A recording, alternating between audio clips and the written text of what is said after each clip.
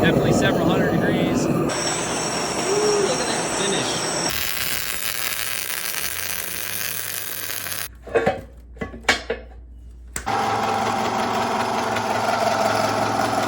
Oh man, look at that fit. Hey guys, welcome back to the shop. It's been a while. Got a couple projects lined up here, namely this hydraulic thumb. Well, soon to be hydraulic thumb. So this is a manual thumb off a Cabelco 135 SRLC. Project at hand is making this thing hydraulic. So it's gonna need greasable bushings. So we're gonna have to weld up and line bore out that thumb. And then I'm gonna machine down the pin. And I got some bushings that we're gonna press in the stick. We'll machine the stick as well and then press those in. So never have done line boring before. Fair amount of machining with a lathe, but never on a line borer. So bought a Chinese line borer. We're gonna see how this thing goes. So I'm gonna get this thing unboxed here. First glances, everything looks pretty beefy. That's a pretty large boring bar. This is the power head here. There's a big stepper motor that drives this like gear reduction, I'm assuming. So I'm gonna get everything out of here and get it set up and kind of take you guys through the process of how to get this thing working. I know it has a Euro style welder adapter. So I got a plan for that. I'm gonna adapt it to a Miller fitting. But yeah, let's get started. Alrighty guys, got most everything unboxed here. Man, this thing is pretty stout. Everything's pretty beefy. A little more, honestly, stout than I was anticipating. So looks pretty good. So the only issue I got, which I've been thinking about how to remedy this is the European style welder fitting, which is what it comes with. So I ordered a cheap Amazon replacement MIG gun for like 40 bucks that has the same style end that's on my Miller 252. And this gun, it was literally like 40 bucks. So my plan is I'm gonna cut this 4-wire plug off and then splice it into that one. And then I'm gonna take this apart and use this brass end. I'm hoping that I can adapt from that to this and get rid of the Euro end and just have the regular Miller style. So I'm gonna mess around with that. I also got a metric tap and die because I think I know what thread pitch that is and it's metric. And if I need to, I can machine this on the lathe and then thread that. So I'm gonna mess around with that and then start looking at setting this thing up. All right, so I hope this is helpful for somebody out there. This was one of the questions I had when buying this was how was I gonna adapt to an American style welder like my Miller over here from the Euro fittings that come on here. So I found there is some conversion plugs you can buy. It's like $100 for a conversion plug. But the ones I found, they were going to take like 3 weeks to ship in. So I didn't want to wait. So what I went ahead and did was bought a very cheap Amazon. This was like 40 bucks for a MIG gun welding lead. So that's what this wire is here. It was real cheap. And I took the fitting off the end. So this is the fitting that was on it. And this cord here, this is the original line boring machine MIG gun wire. This is the Euro adapter. That's threaded there. Just threads onto the gun here, like that. And then this little cap fits on. Unscrew that. And inside, basically what you're trying to do is feed the wire through this hole, but you also have to keep the gas in because there's gas that would be injected around this through that other port here, I'm assuming. On the American guns, the gas gets injected here between these two O-rings and then goes around the sheathing in this space between the sheathing and the like brass fitting here. So you have to seal at the end here, and then there's a seal here, and then the rest of this is just brass fittings and the gas stays trapped in there. So what I did, we actually got really lucky here. So the thread pitch on these liners are the same on the American guns and the Euro guns. So I just unthreaded this Euro coupling, took apart this cheap torch that was 40 bucks, took this part out. The only thing that was an issue was getting the liners to fit. So this is the This is the cheap Amazon gun liner, and this is the end from it. So what I did is, you can see I took a hacksaw and just cut the brass and then popped it off of this liner. And then I drilled it out to, I believe, 3/16, because this, more expensive, the liner with the kit was a little bigger. So I just cut this off of this, drilled this out to 3/16, and it just slides on here now. And what I'm going to do is get a little bit of epoxy. It's a nice tight fit. I'm going to get a little bit of epoxy, slide that on there, and then this will be glued in, sealed, and then there's an O-ring on it that threads into here and seals this completely up, so the gas that comes in this port can't sneak out back towards where the wire is coming from. So, and then this, again, we got lucky because this American fitting it's probably metric. I didn't actually look at it, but it threads right on to the existing line boring gun. And then you can still use, you know, everything basically the way it was.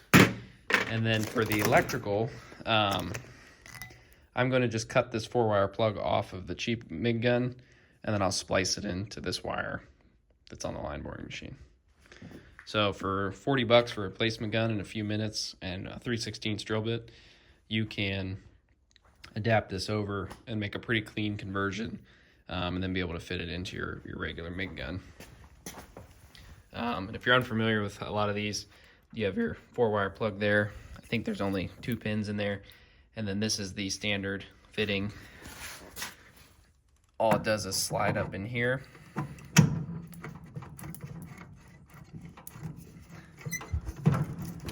Oh, it's not running into the wire, but it just slides up in there. And then those 2 O-rings seal this port here, and then there's gas that gets injected there. So, and then you just clamp this down. And then your wire from your spool just feeds right in.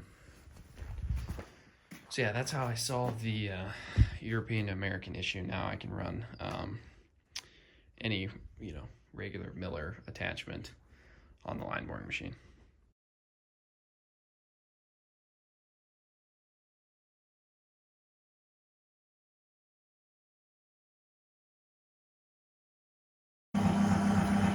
Alrighty guys, so I got the line borer all set up here. Unfortunately, it is snowing and windy and freezing cold. Got a little bit of heat at least. Doing the final pass now.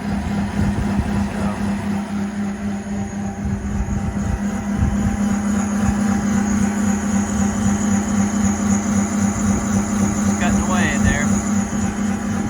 Hopefully we are 2 size. It's a little tricky to measure these bores. But I'm shooting for about 3 thou undersized. Then I'll freeze and shrink the bushings. I think 3 to 4 thou is about where we need to be. So I'm kind of shooting 3.5, 4, somewhere in there. So we'll see how it comes out. Alright guys, so I thought yesterday I had the final pass done, but somehow I ended up a little too small. I was a couple thou undersized. So I set back up again today. Luckily the weather's a little better, not quite as cold, not as snowy. So we're doing one more pass. I think part of the issue is there's a little bit of, I don't have the correct snap gauges that fit inside the bar, so I'm using regular telescoping gauges like this. And I have to pull the bar in and out every time, and then I was using a dial indicator to advance the cutter out. Hey, relax. So, you know, there's a little bit of error in that whole setup, and I think that's part of the issue of why things just came out not quite right. And it was cold and snowy, so that never helps either. So I set back up again today, just taking a very small 4 thou skim on the inside. Hopefully that will be to size.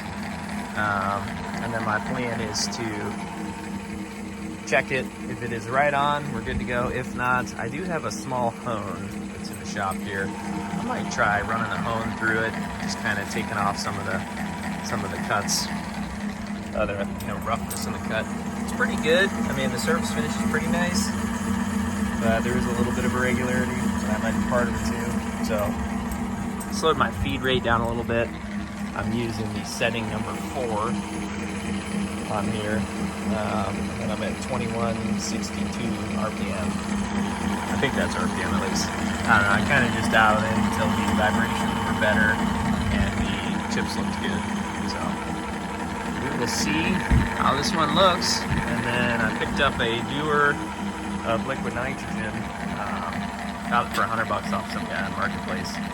And then it was only $37 to fill up a 6-liter tank of liquid nitrogen. It's pretty affordable. So I'm gonna freeze these bushings. These are the bushings I bought. So I will freeze those, get those pressed in. So that's the plan. Hopefully it works. Alright, the propane torch's been on here for a little while. Got the acetylene rosebud getting this hot. Definitely several hundred degrees. I measured it. The ID has expanded. We got like 5 thou. Got some liquid nitrogen bearings in there. We're gonna pour that in, let that soak, and then we're gonna slap it in. Hopefully it works. All right, guys, I did not film the actual slipping of the bearings in, just because it was a little bit of high stakes there for a minute, but they slid in perfect. I had a little bit more interference on the fit than I wanted, honestly. It was closer to like 5 thou of interference. I was shooting for 3, but I don't know, some error accumulated with the whole setup, I guess. So it ended up being a little tighter bore than I anticipated. But I preheated with the propane like you saw, and then soaked the bearings in some liquid nitrogen over there. And it came out great. They fit, they had plenty of room, and I had enough time to put a straight edge up and actually set the depth of them. So no, it looks fantastic. I'm very, very pleased with how that came out. So I'm gonna let this all equilibrate temperature wise and let the stick cool down. There's a lot of thermal mass there. And once that's cooled down, then I'm gonna measure that bore, see what those bushings came out to. I have the old pin that I got these bushings, so they're kind of in between the size of the stick and the size of the pin. So once I get a final measurement, give myself a little bit of room, maybe like 2 thou clearance, and I'm gonna machine the pin down on my lathe to fit that bore. And then once that's done, I will, I gotta weld up the actual thumb mount and then bore that out on the line borer, and then it'll be good to mount up. And then I got my ears machined the other night. I got to do a little bit of finish machine work on those, and then I can weld the ears on for the cylinder and start fitting all that up. And there is a sad puppy in the garage. I had to lock him in there because of the liquid nitrogen, but he's whining, he wants to come out. So, all right guys, thanks for tagging along. Let's keep at it. All right guys, a little update here. So I am torching out some ears to mount the cylinder tube on the thumb and then on the boom. So I got some 1-inch steel plate. Messing around with the plasma cutter. My first one was pretty ugly, but I changed the tips. I actually ended up using the acetylene torch to finish it off, and it was pretty gnarly, but then I changed the tips out on the plasma, and that one looks a lot better. So I got 2 of them cut. I got 2 more to cut. I made these top 2 a little taller. That way there's a little more meat around the neck of the pin. Just so it looked like these lower ones looked a little thinner. I had about 1 inch around the outside, so I added 1.25 inches. But those are going to be mainly pushing down towards the thumb, so those will be fine. But the upper ones are going to have force pushing out on the neck. So made those a little thicker. So I'm going to finish torching these out and then put them over on the lathe. Probably just going to drill them on my lathe. I think it'll be a little faster than the mill. It just has a lot more torque. But we'll see what's easier to fixture up. And then I'll get all these drilled and bored out to 1.5 inches. I've got some 1.5 inch rod stock that I bought. So this is hardened chrome rod. So I'm going to use this for my pins. It's just hydraulic shaft material I bought when I bought the cylinder. So this should make some good pins. But it's 1.5 inches. So I got to bore out all of these holes to 1.5 inches. And then I think hopefully I can get through that with carbide. And then I'm going to take a carbide end mill and buzz off a little area, and then I'll drill those so I can through bolt them. And then I'll put a little collar, weld a collar on the side of these, to have something to put a bolt through. So I thought about bushing these and putting a replaceable bushing, or even do like a spherical bushing on the end of the rod, but that would mean I have to cut that end off, weld a different end on, and mess around with it. So I think, honestly, for what this is, it will be fine. These will all be greasable, so I think we can get away without it. And the pins will be fixed in here, so these don't really need bushed. If something would wear out, it'd be that, but I can always cut that off later and put a bushing in there if the time comes. But for now, I think it'll be plenty. And there's a little bit of play already in these, so there's some tolerance here. There's a little bit of movement, so I think that will be enough. Where this thing, hopefully this thumb is really tight, because I won't want the thumb to bind up the cylinder. But I think with these bushings that I'm putting in the thumb, there shouldn't be much play at all. But we'll see. Could destroy itself, who knows? And then these are the bushings I got. Some hardened steel. These are actually really cheap. I got them on eBay for like 40 bucks. So, actually I got a file here. How hard are these?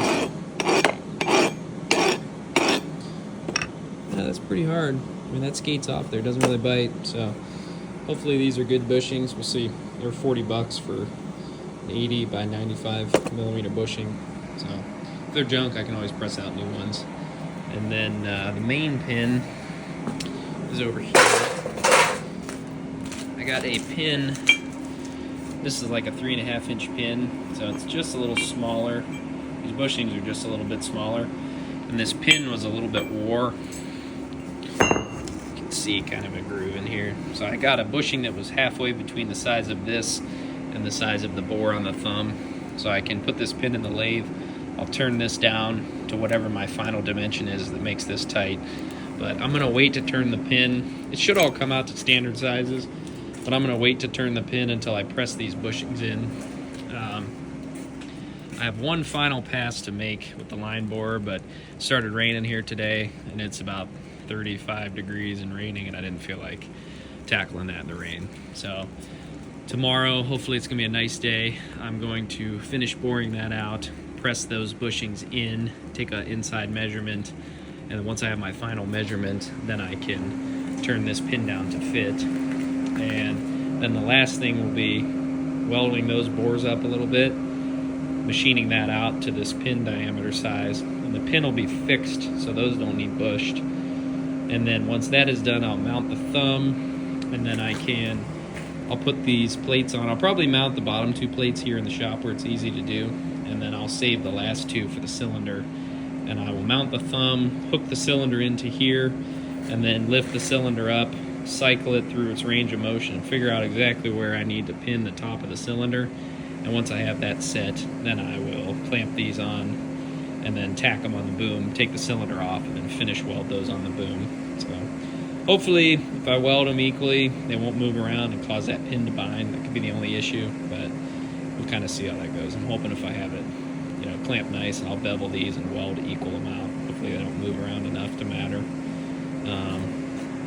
In the meantime, I got a couple other projects. My Frankenstein log splitter that I put a 23 horse motor on. Pump went out, so I got a new pump to put on. Also got grapple bucket. Cylinders are leaking like crazy, so I got to get those cut off, or not cut off, but taken off and figured out.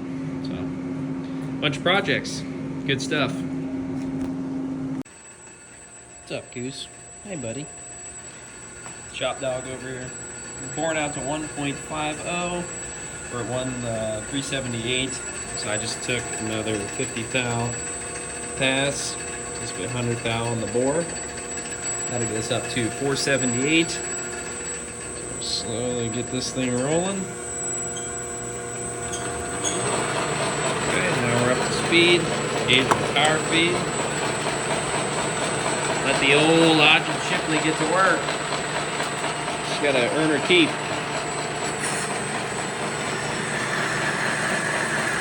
For being a like 100-year-old lathe, or well, it's probably like a 1940s. I'm not actually sure of the exact year on this thing, but it's close to 80, 100 years old. Works like a dream. So we'll do this pass here, take a final measurement, and then do our finishing pass, put a chamfer on it. And then there's a little bit of variation between the cut edge and the bored hole. So I'm gonna get them set up on the mill over here, measure the shorter of the two, make sure we get a cleanup pass, and I'll come through here and deck this off. I use some 1, 2, 3 blocks to shim this out so this is good and square. So we'll get those decked off so they're all exactly the same, and then they'll be ready for fitting up and welding. Alrighty guys, so we're going to do our fit up here. Should be like shooting for around 2 to 4 thou play. It's a nice tight fit there. Just enough play where it should slide in nicely. Now I'm going to switch out tools. Actually I'm going to use this cutter here. A little chamfer on these edges, and then we'll get them on the mill and get them decked off and nice and squared up.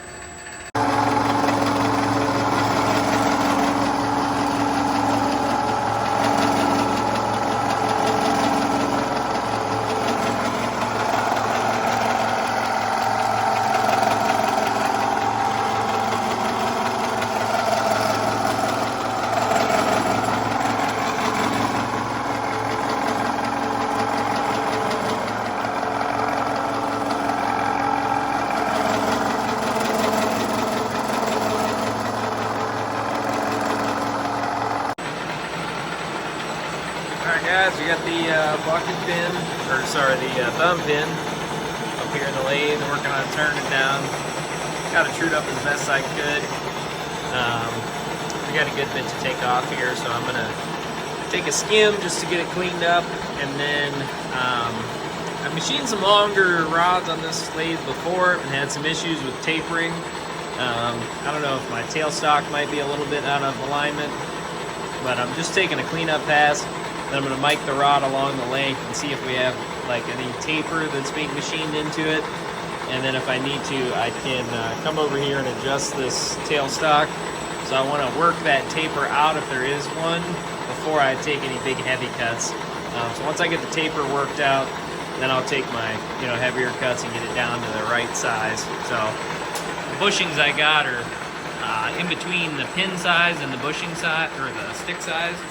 So I've got a good bit I can take off here, but I want to make sure, just because I know I've had this issue before with taper forming from I think my tailstock might have some misalignment. So I'm going to get that figured out first. Hey buddy, what's up? Good shot, dog.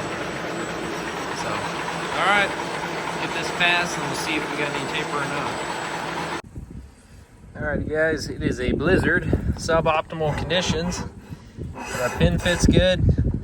I mean, it is good and snug. I mean, it freely moves in and out, but it is nice and tight. Not a lot of play. So it's about 3 thou undersized, but not a whole lot of play at all. So very pleased with that. That being said, it is freezing cold and a blizzard, and I got to go to my real job in the morning early. So gonna wrap this up for now.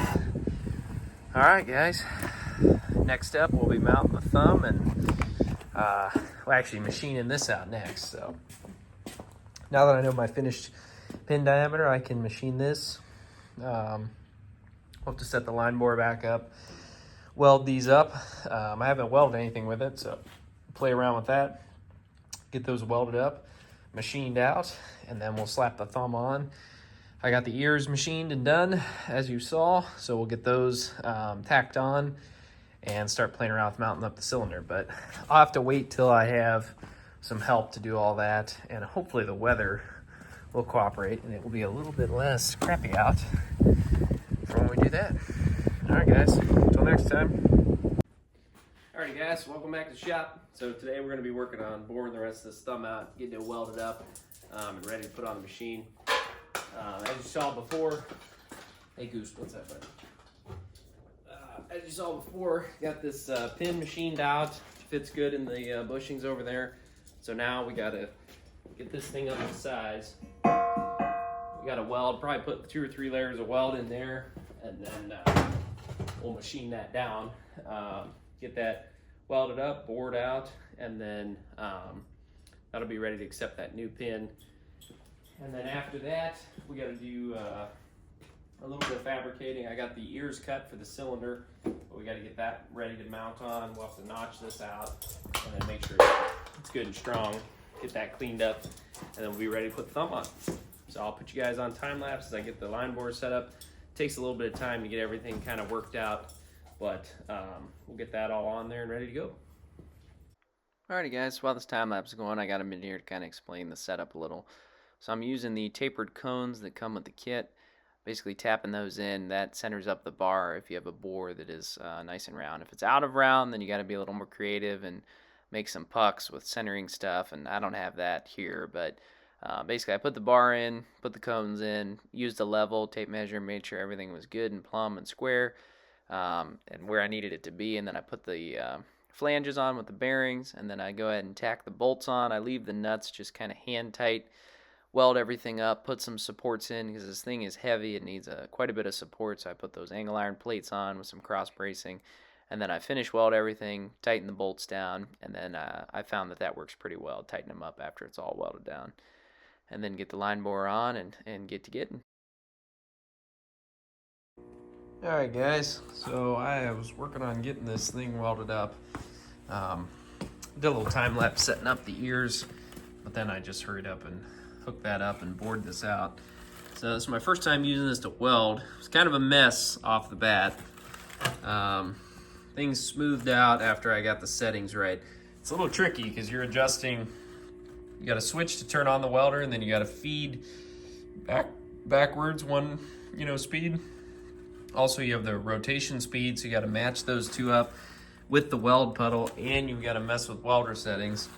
So I've got it set on settings that I would use for like 3/16 thick steel, and that seems to hold a pretty good bead. And then I've got the reverse speed on 3 and the rotational speed on 11. I don't know what that exactly correlates to, but this second hole looks pretty good. I think I got it kind of figured out. Unfortunately, this was so bad on the beginning over here that probably going to have to put the boring bar back in and bore this sucker out again on this side and then kind of restart.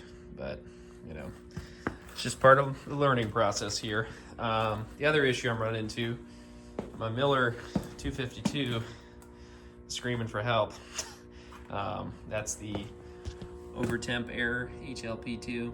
So I'm running a little above the duty cycle this thing likes, apparently. So never actually had that thing overheat, but it is not happy at the moment, so we're gonna have to let this cool down. So while it's cooling down, I might clean up the shop a little bit. It's getting cold in here because the sun sets. I'll probably light a fire and then come back once the welder has cooled down, and I'll finish welding this up. I gotta measure my pin over there and then see how many more passes. I probably need to take 2 or 3 passes of weld to get that up to size. So I'll figure that out and then get that, at least that ear welded up. Then unfortunately, I think I'm gonna have to come back and bore this side out and re-weld it again since it was so bad. So kind of sucks because I gotta reset all that, but I figured there'd be a little bit of a learning curve. So I'll get that set up and figured out. And then the other thing too is this cylinder has just straight solid eyes on either end. And the more I've been thinking about this, if this thumb, when it closes, if it's at all cockeyed in relation to where the cylinder is, that cylinder might bind up. So I bought a 1.5 inch spherical bushing. Just a nice greasable spherical bushing. And I'm thinking about cutting the end of that cylinder off and then making an ear that'll accept spherical bushing like this, and then making a new eyelet and welding that onto the cylinder. They sell these cylinders with just a round tip instead of the eyelet. I bought the one with the eyelet because I thought that's what I'd use, but now I'm kind of regretting it, because if it just had a cylindrical end. I could machine an eyelet, stick it on there, and then just throw a bead of weld around it. Now it's gonna be a little more complicated. The right thing to do would be to take that cylinder apart, put that in my lathe, and then cut the eye off in my lathe. But then that means I have to essentially rebuild that. So I gotta pull it all apart, take the piston off, do a bunch of stuff to get it in my lathe, and then I can machine the end. So I don't know, I'm gonna have to think about it. I don't want that cylinder to bind up when this goes to clamp down, because then it'll trash the inside of that cylinder if it's on a bind. So, but I may wait until I get this thumb welded and bored and then put it on the track hoe and see where it falls, and then make that decision. So, but I gotta figure that out before I weld my eyes on here, because the width will change. They'll be a lot closer together if I use that bushing. The other thing is, I don't know how much force this spherical bushing will take. I looked up specs, and by the specs it says it was a whole bunch more than that force in that cylinder can put out, but to me that just seems kind of small compared to, I mean, you know, like a 4 or 5 inch eye versus an inch and a half wide. Just seems a little small. So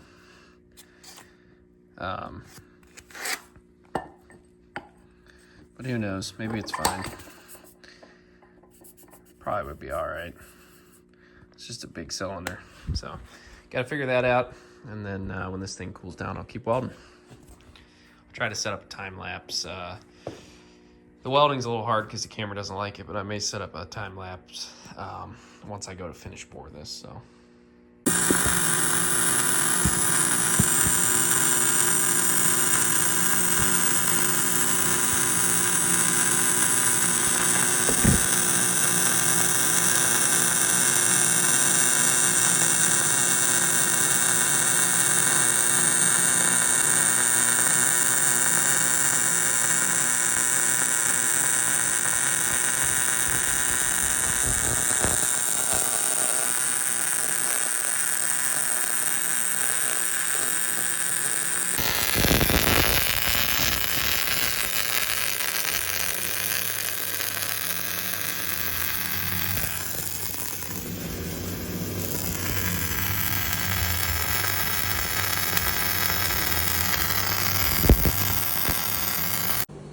Alright guys, so I got these bores welded up. It came out pretty decent. That was the first one, had a little more trouble over there.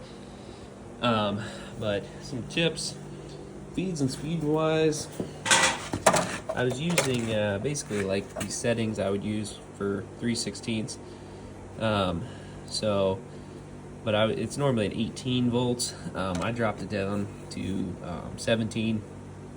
That typically was working pretty good for me. With how hot these bores get, welding a little on the colder side seemed to get less runs. And then my speed on here is 14 and 3. 3 is the speed of the reverse, and then 14 is how fast it was welding. As the bores got smaller and smaller, I had to keep increasing the rotational speed. I started out at like 11, ended up at 14. So it's kind of just what worked for me.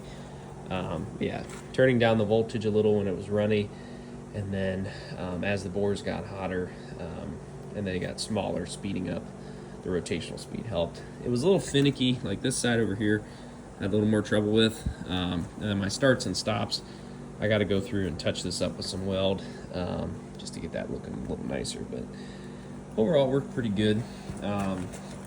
This is the attachment here.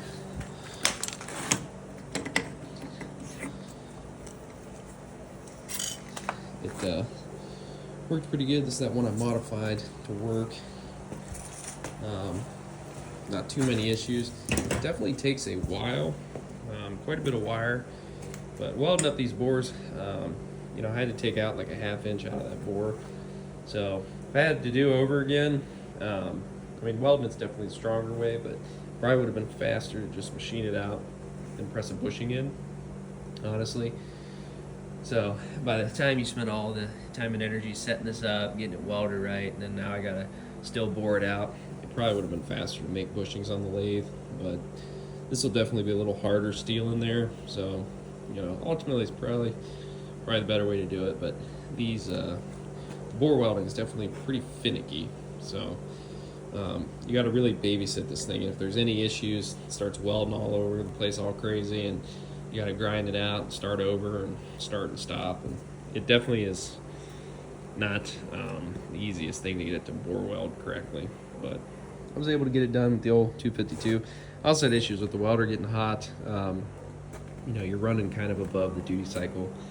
This is a 252. I've never had it actually overheat on me, but there's just so much continuous welding that I had to take breaks and then put a fan on the welder to keep it cool. But now I'm going to get line boring rod back in and set up. This boring rod, I've had some issues with it as well. It was a little bit fatter on the end over here, kind of tight in the bushings for some reason.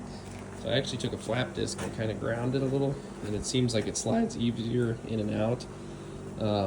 But I end up having to kind of hammer the rod in sometimes in these bores, which is a pain in the butt. So I don't know if it's just a manufacturing issue, or I thought maybe it was where my bearing cups weren't perfectly aligned, but I had the same problem out there on when I machined the stick. It just doesn't slide freely very nicely. Once you get through everything, that end is a little tighter. So after grinding it down, it definitely helped. So I don't think it's a misalignment issue. I think it's the tip of this rod. And it looks like there's a little bit of run out right at the end of this shaft. It runs very concentric on this side. And I saw a video of another guy using one of these, and he had the same issue. Right at the end of the rod, there's a little bit of run out. So I don't know if it's just a manufacturing issue or what. But I tried to find different boring bars as well. I had a hard time finding a replacement boring bar, and the ones I found were pretty expensive. So I think we'll just make do. Like I said, this other side runs fine. So as long as I'm boring, you know, using that side, it seems like it's not an issue. Alright guys, so I missed a couple steps here, but got this finished board out after I welded it up. Took the grinder to these faces. There's a little bit of wear on the edge of the face, and then where the weld kind of ended up, there's some edges that aren't completely filled. So the machinist in me wants to weld these up and machine all that down, but the farmer in me knows it is good enough the way it is. You won't see any of this, and it'll do its job. So the bores came out pretty good. There's a little imperfection here and there from where the welder had a little bit of inclusions and stuff, but overall I'm very happy with the finish. And got the pin here. Let's see how she fits.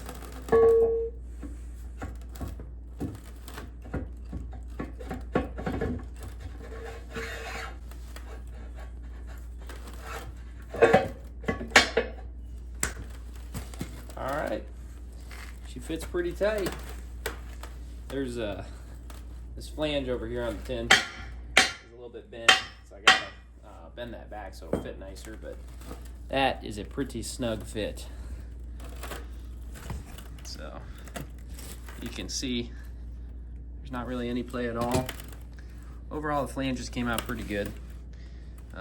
This thing here is a little bent, so I'm gonna have to bend that back, and then I might put a new boss in here. That old pin was wobbling around real bad and just beat the crap out of this here. That's the little keeper bolt, so I might have to fix that up. But overall, I am super duper happy with how that came out. Definitely a machinist fit there. I'm actually a little nervous. It might be a little on too tight side. Don't want this thing to bind up, but the pin will stay fixed in these ears, so it's okay. This is going to be, you know, it's actually good if this is tight, because this pin won't move, and then it's going to articulate in the bushings on the stick of the machine. So I'm going to get the ears over here to this shop, and then get them set up, tack those on in place, and then we'll get this out on the stick, see kind of how everything lines up.